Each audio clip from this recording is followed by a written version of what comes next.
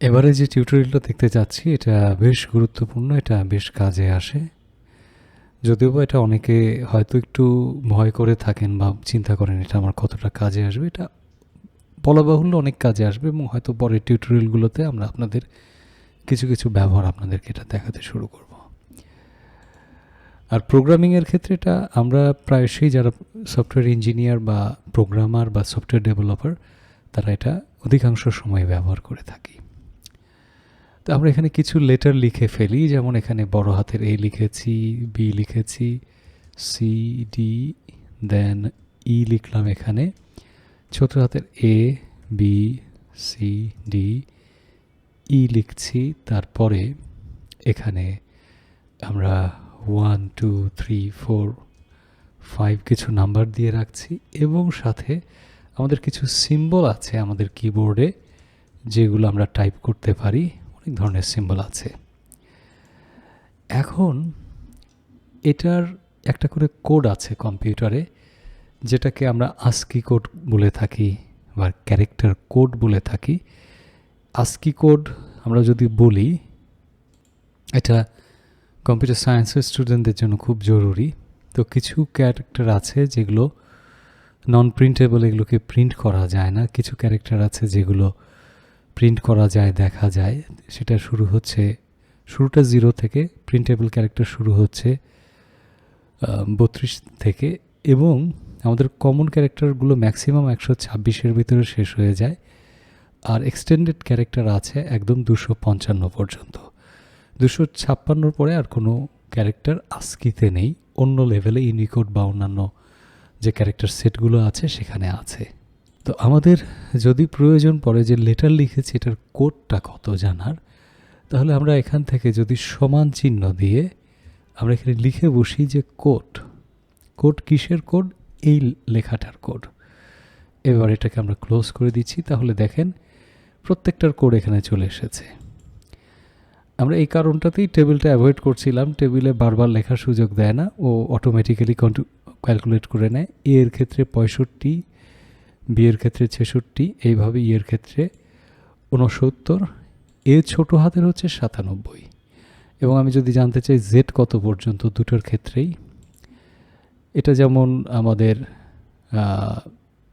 ইটা হচ্ছে যে জায়গায় আছে সেখানে আমরা জেড বড় হাতে যদি লিখে দেখি তাহলে 90 পর্যন্ত। আর এই জেড হচ্ছে 122।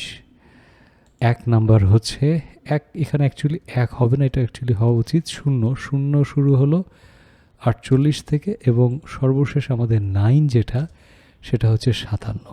আর প্রত্যেকটা ক্যারেক্টারে আলাদা আলাদা কোড আছে। আপনি সিম্পলি এখানে চেঞ্জ করে দেন আমাদের অ্যাস্টেরিক যে সাইনটা বা আমাদের মাল্টিপ্লিকেশন যে সাইনটা, সেটা হচ্ছে 42, এরকম বিভিন্ন রকমের।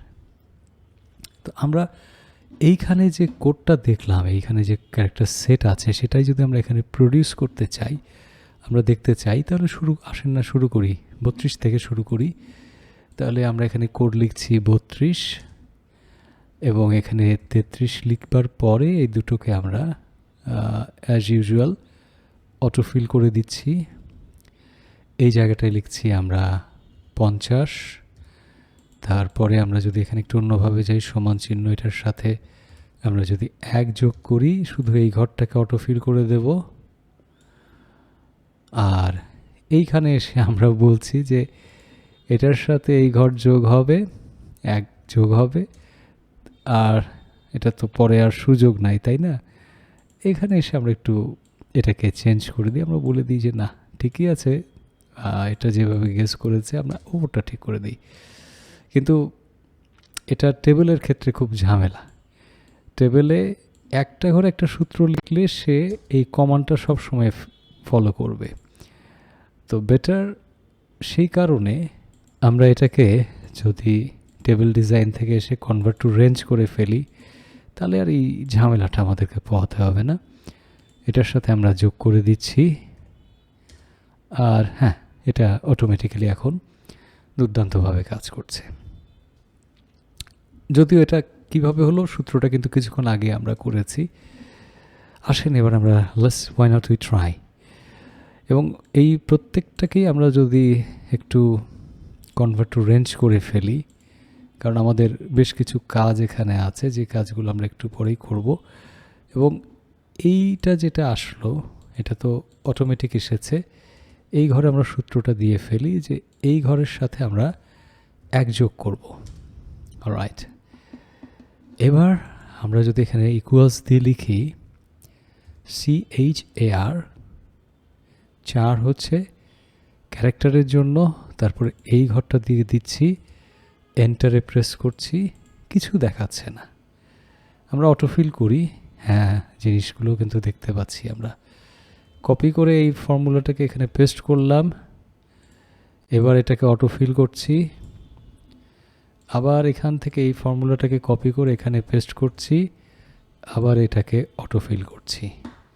সুবিধাটা কি হবে, আমরা যদি এইখানটায় এখন 86 লিখে ফেলি, এন্টার দেই, এটা তো আমরা ইউজুয়ালি অটোফিল করেছি তাই না, তাহলে এটাকে আমরা একটু 1 দিয়ে ট্রাই করি না কেন, এবং এখান থেকে এই পর্যন্ত বলে দিই, হ্যাঁ ব্যাস এখন এই পর্যন্ত চলে গেল। এখন কিন্তু প্রত্যেকটা ক্যারেক্টার সেট আমরা দেখতে পাচ্ছি, আমাদের যতগুলো ক্যারেক্টার সেট আছে। তো ক্যারেক্টার সেটগুলোর অনেক ব্যবহার আছে। সূত্র আর কিছুই না, এখানে আমরা লিখেছি যে কোডের ভেতরে ঘরের নাম, আর এখানে লিখেছি চারের ভেতরে ঘরের নাম। সামনে এটার আমরা ব্যবহার দেখতে পাবো। জি, ধন্যবাদ।